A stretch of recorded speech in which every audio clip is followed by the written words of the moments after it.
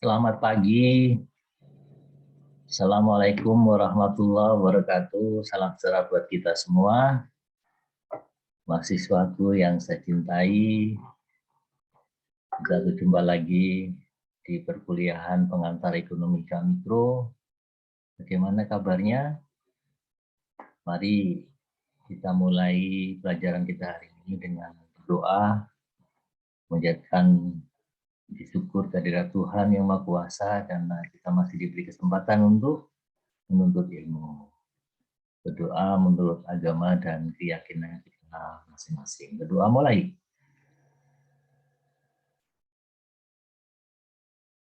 Amin. Di suasana yang cerah ini kita akan membahas satu topik yang menarik melanjutkan pertemuan kita minggu lalu, yaitu tentang perilaku konsumen. Jadi ini ada di chapter 6, di bagian kedua sistem pasar, di bukunya Kisfer Noster. Silakan dibuka bukunya, atau bahkan sudah dibaca ya, kan minggu lalu sudah Bapak sampaikan bahwa hari ini kita akan membahas bab 6 ini. Baik, kalau ingat minggu lalu kita sudah membahas tentang aliran melingkar dari kegiatan ekonomi yang ada di sekitar kita, yaitu baik di pasar output ataupun di pasar input. Ya, pasar output itu apa? Pasar barang dan jasa. Kalau pasar input, ya input. Input itu ada tenaga kerja, ada modal, ya, ada lahan. Ya. Nah, yang akan kita bicarakan hari ini itu adalah pasar barang atau pasar output atau pasar jasa, ya, di mana yang meminta adalah rumah tangga, yang menawarkan adalah perusahaan. Jadi kita ada di sisi sini nih yang akan kita bicarakan. Apa sih yang menentukan rumah tangga atau individu meminta sebuah barang? Sehingga nanti mendorong perusahaan mensuplai atau menawarkan barang.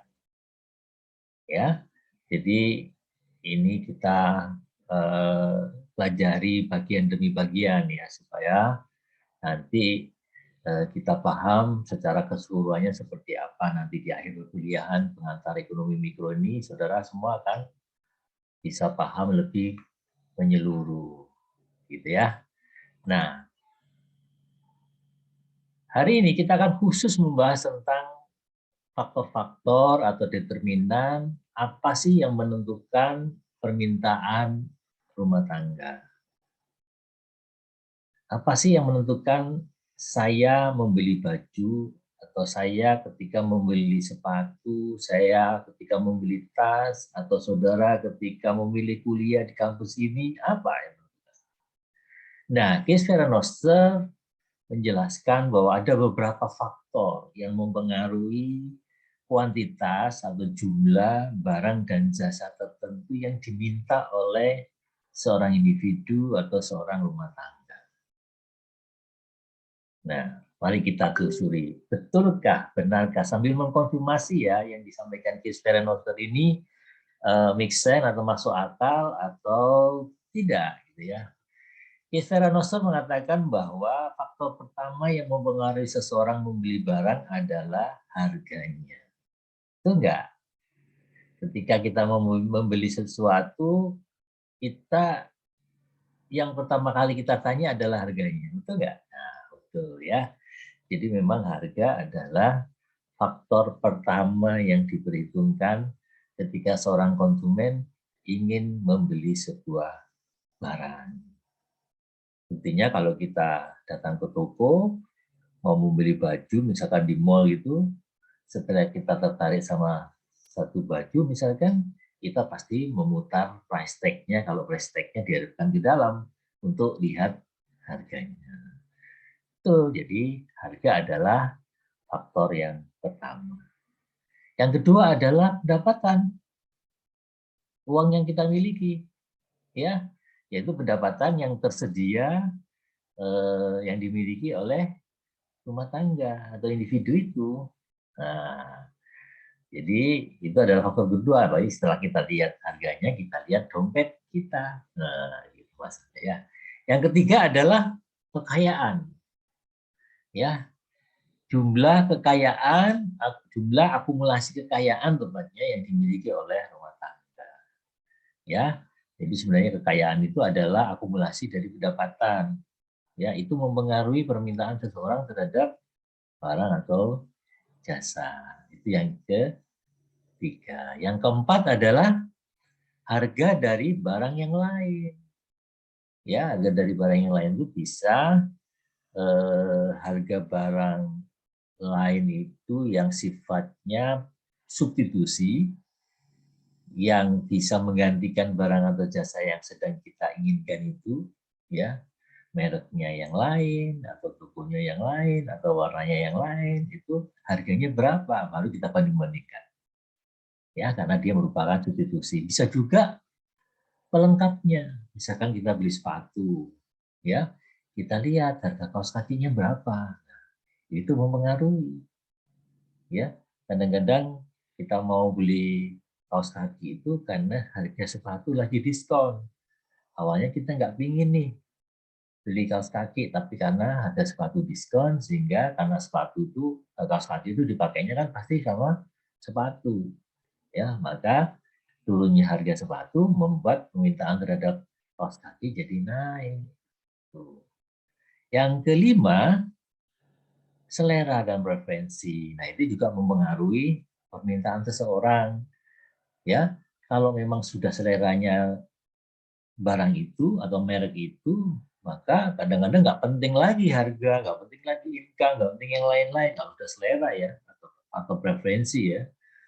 Ya, makanya perusahaan banyak yang mati-matian membentuk selera masyarakat itu. Misalkan dengan iklan, dengan menyewa brand ambassador, kalau zaman sekarang namanya apa ya, influencer ya, itu untuk membentuk selera dan preferensi ini. Karena kalau sudah selera dan preferensi itu terbentuk, maka konsumen sudah nggak mikirkan yang lain lagi, ya, nggak mikirkan yang lain lagi. Maksudnya harganya berapa, relatif jadinya mahal itu bagi dia kalau sudah selera dan preferensinya sudah ke situ. Nah, yang terakhir adalah ekspektasi rumah tangga. Ekspektasi rumah tangga terhadap apa? Terhadap pendapatan yang akan datang, kekayaan yang akan datang, atau harga yang akan datang. Kalau udah dikasih tahu nanti harganya akan naik, maka dia beli sekarang. Buru-buru dia beli karena ada berita nanti harganya naik.